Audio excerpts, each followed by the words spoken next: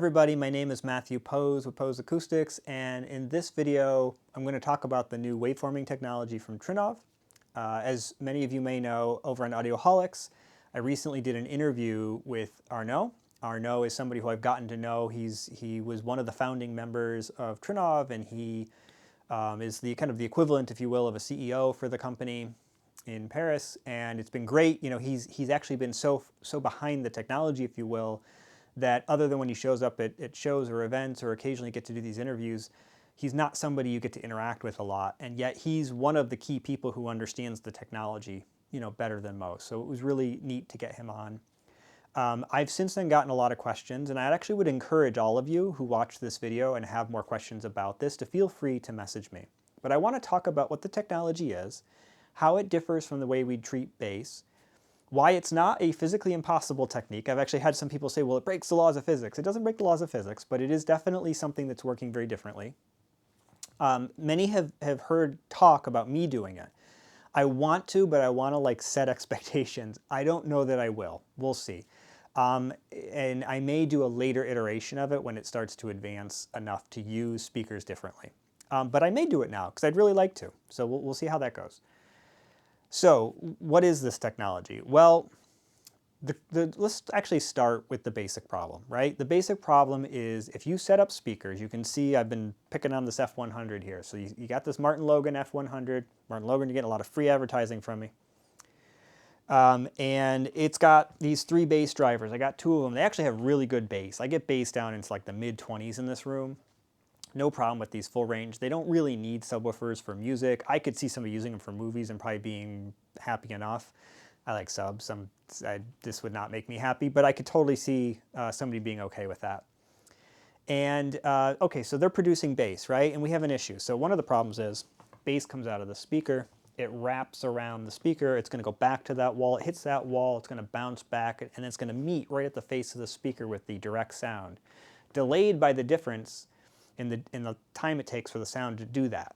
That's called SBIR, speaker boundary interference response. It's going to create an interference pattern. No matter where I measure in this room, I'm going to pick up the interference that created. So that's problem number 1 we got. Problem number 2, sound's going to radiate out of here. It's going to go and it's going to hit this wall. It's going to hit this wall. It's going to hit the floor. It's going to hit the ceiling. It's going to hit that wall back there. It's going to hit this wall. As I said, it wraps around. These are omnidirectional at low frequencies. And then it's going to go back and it's going to cross itself. It's going to cross the reflections. It's going to cross the direct sound. The reflections are going to cross the direct sound. And it's going to create an interference pattern. And in that scenario, wherever I move the microphone, I'll see something different. Unfortunately, there's going to be a pretty nasty looking interference pattern in my listening position. I'm pointing at it. It's actually roughly where the camera is. And so here, as I move forward towards the camera, there's going to be right in this area, actually right over here, there's going to be this interference pattern that's pretty nasty. And that interference pattern is going to cause peaks and dips in the response. That interference pattern is what we refer to as room modes. Those room modes, as I said, they're nasty, they're hard to deal with. You can't really EQ them. You can't EQ the dips for sure. You can EQ the peaks. That's going to be great right there. It's not going to be good right here. It's not going to be good over here. It's not going to be good in those back seats. So we've EQ'd that. We've made everything else worse. Even this stuff, you can actually EQ SBIR, I should say, pretty well, as long as it's a peak. You can't EQ the dips. So there are some peaks that form, and you can fix those, but there are a lot of dips that form, and you can't fix those. So the room makes a total mess of the bass. This is not news to any of you watching my channel. The traditional way that we fixed this was one of 2 solutions. Solution number 1, you put big old bass traps in the room. Well, that actually doesn't work that well. Even the best of the bass traps are just not that good. They're not that efficient. So you end up taking a space like over here in the corner, and you fill this whole space with something much bigger than me, floor to ceiling, and you go over to that other corner over here, and you fill that up, floor to ceiling, and you do that in the back corner over there. Now, I got a door over here, so I can't do it. I got a door over there, I can't do it over there either. But you do your best. You fill this room up with all that stuff, and it's probably maybe 30% better. You know, you've made an improvement, but you filled it with a lot of absorption. There's still peaks and dips. You've also got a different problem. You've probably added way too much absorption for the room. And so unless they're bass optimized, meaning they're limited, or bass limited, I should say, you're just absorbing too much mids and highs, and that's not really where you want all your absorption. You want some on the ceiling. You want some on the side walls, and you want some on the back and the front wall. So if it's all in the corners only, kind of an issue. So that's one technique, but besides the fact that most people can't do that, it isn't actually that effective. Even the best bass traps also don't really work all that well below 60 hertz or so. You get diminishing returns. So we got a problem with that. So we had a solution. Now, I'm sure Floyd Toole is going to want to take all the credit for this, but actually a lot of people had been stumbling upon this for a while, long before he had had the issue he had. The issue he had was, though, he didn't want to put bass traps in his room. So he talked to the engineers, including Todd Welty, and said, can you guys come up with a different solution? I'm going to guess, but I don't know, that there probably was knowledge of this other research that had been going on that seemed to suggest that if you distribute the sources around the room, you can actually get more EQable bass and more consistency. And that would be good enough, actually, of a solution over the bass traps alone. So Todd went in and he started with a numerical analysis of this, and he figured out, after iterating quite a bit, that in fact, yes, that's true, and it works really well if you even have only 2 subwoofers. Or 4. 2, one here and one on the back wall. 4, one in each corner, or one on the front, back, and the midpoint. So basically midpoints of all the walls. Those particular scenarios actually worked really well. Now what did they do? They made the bass more consistent at each seat, and they made it more EQable. What they do is they excite the modes basically in the room from different directions, exciting the modes in a more uniform way, so that all the peaks and dips kind of average out into something where you get enough peaks and dips that the dips themselves tend to kind of go away. It's mostly some peaks, and you can EQ those, and you get a nice, smooth, flat response. In fact, done correctly with the best methods that were developed out of that, you can get a very even response across all the seats with very little variation. It still works best in typical cuboid rooms. It still requires very specific subwoofer locations that aren't always feasible. And it's not perfect. There's still variation, and you can have situations where you get some peaks and dips you just can't deal, well, dips I should say, you can't deal with. So there's another approach. Oh, there's something else I should mention. That method can stop ringing in the sense that a peak rings. It cannot change the rate of decay on average across the whole bass response. Only damping can do that. So those bass traps actually do that. And that's one of the reasons why you could do what we'll call the Welty approach with bass traps and actually get even better results, because you help to, the rate of decay goes up at low frequencies and you get nice, tighter, cleaner bass. Well, let me tell you, there's nothing better in terms of damping than a subwoofer outside. That's the cleanest, tightest bass you're going to get, because there's no room reflections. The decay rate is that of the driver itself. That's it. How do you get that in your home? Well, you got to get rid of all those reflections. And that brings us to the approach that Trinnov developed. So, and they're not alone. I've talked about direct art. Direct art is another related concept that does the same thing. I'll cover that in another video. So if you put subwoofers on this front wall at key locations, roughly here and here, for instance, so kind of like right in this area, midpoint of the wall up, say 2 of them, do the same thing on the back wall back there. What we can do is we can create a wavefront that we can steer and control. And we can steer it to avoid hitting those walls on the side. Now, we won't be able to avoid hitting the floor and ceiling, but maybe those are less of a severe problem. So we're just going to stick with this simple concept. We don't hit the side walls. We hit the floor and ceiling a little bit, not the end of the world. And then at the back wall, we create a specially processed version of the signal that cancels it out within about a meter or so. And what we get is an environment that, in theory, is going to encompass all the listening area with pretty much no variation over a set finite bandwidth. Now, the bandwidth over which you get that no variation depends on how far apart the subwoofers are, how many you have, things like that. But it's a different approach.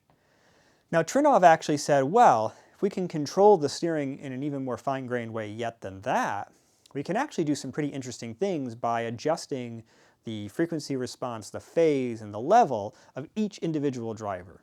And all of those variations, the way they do it, can steer the sound waves in more complex ways to match the room for the best possible response. So let's say instead of doing just those 2, we do 3. We do one here, and we do one here, and we do one up here. Dead center in the screen, right? Now we have vertical steering capabilities, more fine-grained horizontal steering capabilities just with those 3. And now we could say, well, actually, if we hit the wall over there, that actually helps.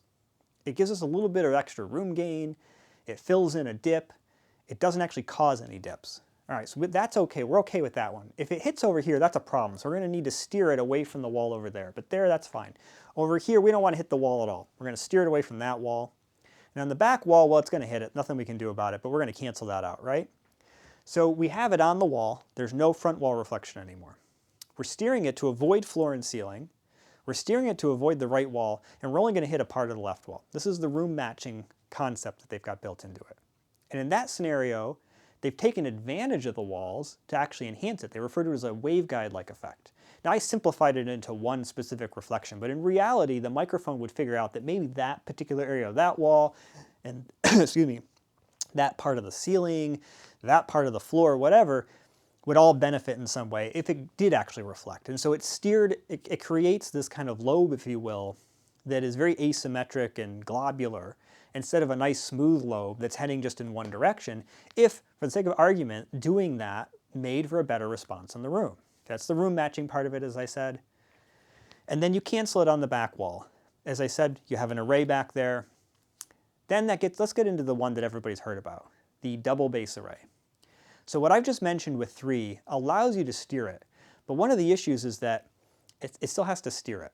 And so the beam width has to be restricted. Now in my room, from roughly here to right around here is the width of my seating. And if I steer the bass to only be there, it's probably okay because 100% of my seating gets the same response. But I might have a bigger room, or I may desire a larger area yet, or I may want more fine-grained steering capabilities. Well, there's actually an interesting way to handle that. That's the creation of a planar or a plane wave. Arnaud refers to it as a plane wave. I've used the term planar. It means the same thing. So you could do that with 4 subwoofers. There would be a bandwidth limit to it, but in a room like this, 4 would probably work quite well to produce a plane wave, at certain frequencies at least. There'd be a certain point where there's probably more of a steering effect going on. That would be higher bass frequencies, and then at lower bass frequencies, it would turn into a plane wave. We could do 6. 1, 2, 3, 4, 5, 6. We could do 9. 1, 2, 3, 4, 5, 6, 7, 8, 9. We could do 12. You get where this is going. Why would you do more? Well, the more you do, the closer they are together. The closer they are together, the wider the bandwidth. The low-end bandwidth is fixed because it basically at low frequencies they're huge, so the spacing isn't an issue. It's the upper end. We expand the bandwidth by getting them closer together. The more you do, the higher you get up. 4 probably gets you to about between 80 and 125 hertz, pretty good results. It's not a hard cutoff. It's not like all of a sudden it falls apart and it doesn't steer anymore and it doesn't create a plane wave anymore. What you're going to get is less and less of a plane wave, more and more of a falling apart, if you will. So between 80 and 125 hertz is going to be not bad, but you're going to see it start to lose that and you're going to get more variation at those higher frequencies. If we were to add 6 instead of 4, maybe now it's really pretty much perfect to 80 hertz. It's actually perfect to 100 hertz, and then it starts to kind of fall apart after that. Again, gradually, and that's okay. If the room becomes wider yet, like I said, 9 might be a better way to do it. Ceilings are even higher. Mine are about almost a little under 10 feet, between 9.5 and 10 feet. Maybe we want to go, 3 rows to get better vertical control. That happens with taller ceilings. You've got 12-foot ceilings or whatever. So that's why you would do that.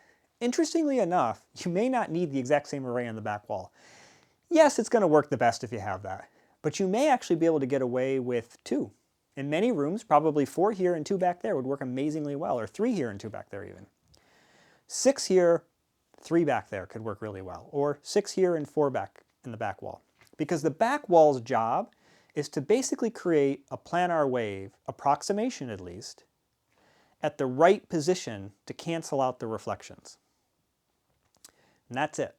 So it's got a little bit of a simpler job than the front does, and that precise steering capability is less of an issue.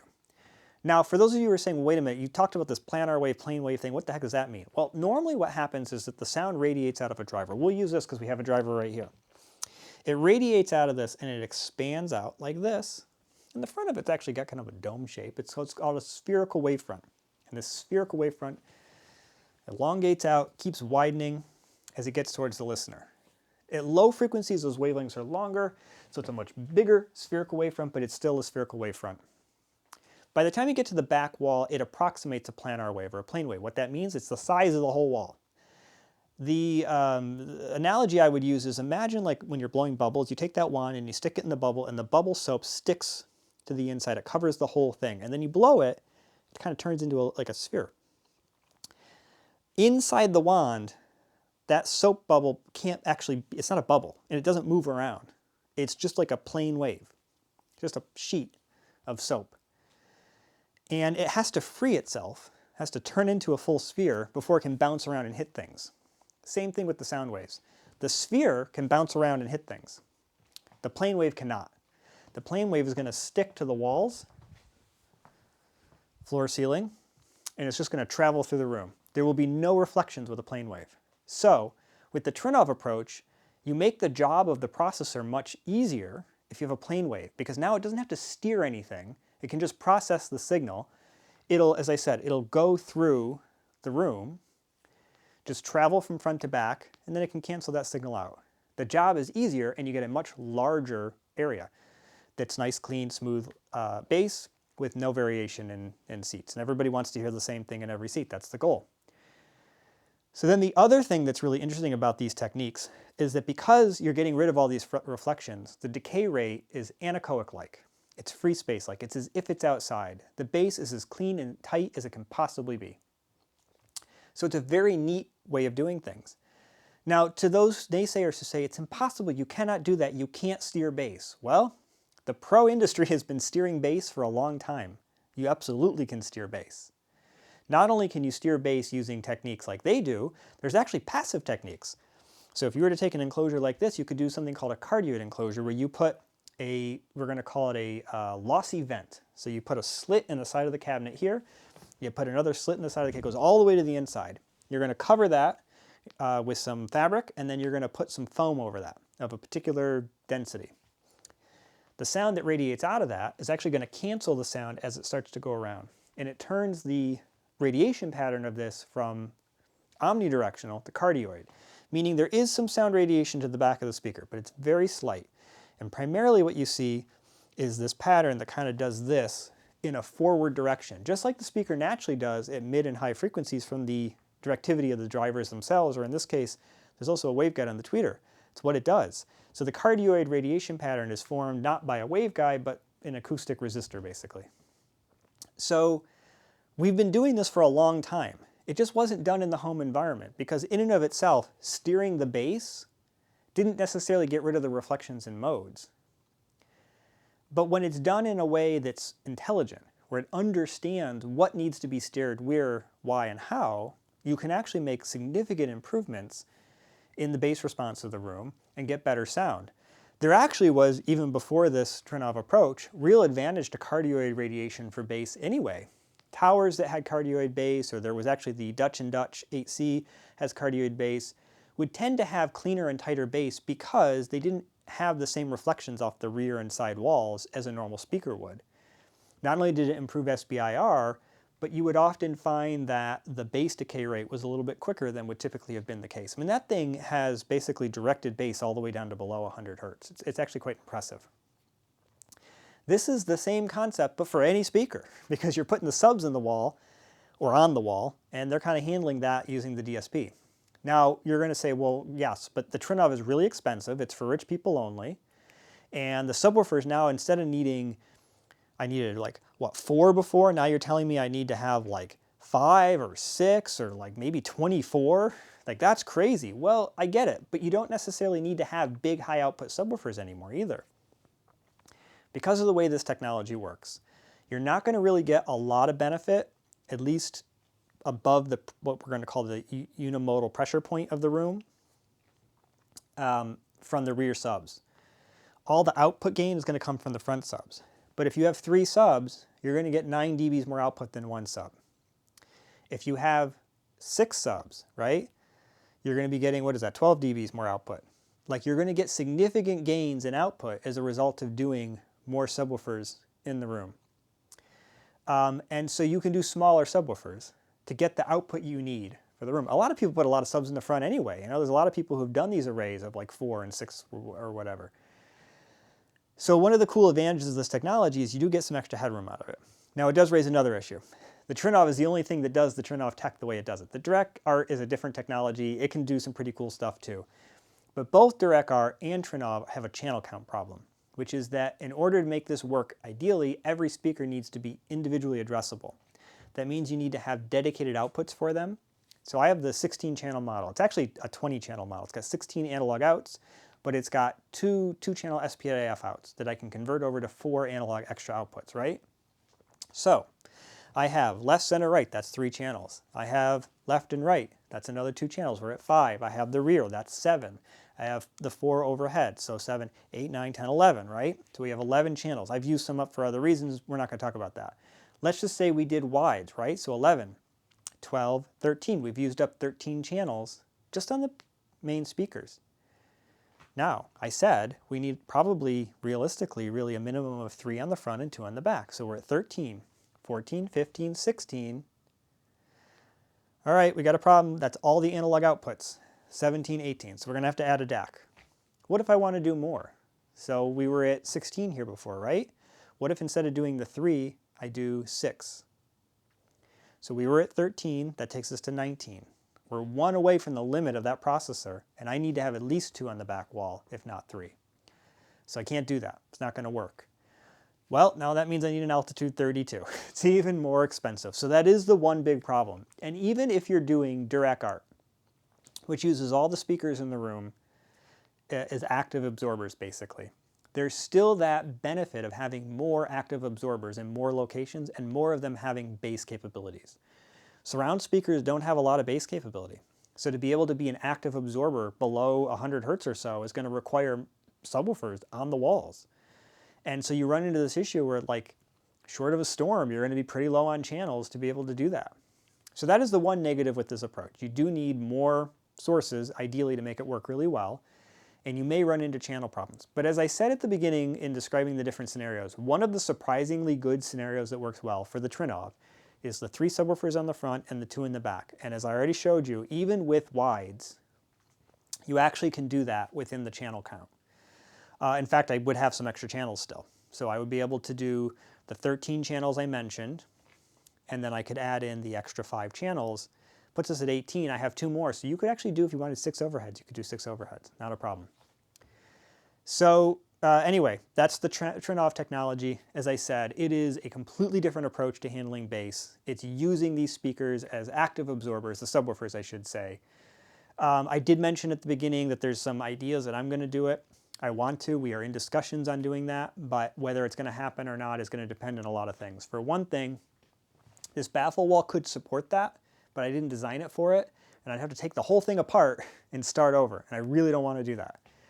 I could do the subwoofers here, and so actually the screen is right at the, it kind of ends at the area where the bay starts. So right at the top of the bay I could put a subwoofer. It's too low, it's not really the right location, but it might actually work okay. And I could do one up here. The screen actually goes above the bay area, so the sub could sit a little bit lower and it would be partially behind the screen. And that's the problem, is it's a little too high. And then on the back wall, I have wire in the wall for this, but I just didn't plan on it. So now all of a sudden I got to add some subs there. I have 2 in the wall, but they're in the wrong location. They might work towards this to some effect, but I need to definitely have some up higher up. So I need to talk to them more. One of the thoughts was actually to put some temporary subwoofers in the room and see what happens with the temporary subwoofers, and if that works the way we expect it to, permanently mount them and go with the results. So I may try it out that way. We'll see.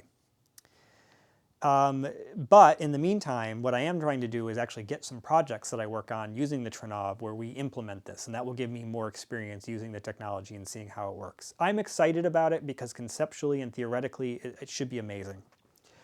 People who have heard it on and off have been impressed. But at the end of the day, this may not be a significantly better approach than what we have already and what I'm using in this room. And if that's true, the only way to really know that, because as I said, there is some extra expense and effort to put it in, is to try it out. And we need to get these in some rooms and try it out and see how it works. I have really high hopes. I really think it will work. I just need to get into using it. So anyway, that's my video on this new Trinnov tech. As I said, I'll cover the direct tech in another video. Hopefully you find that useful and helpful. Keep watching. Thanks.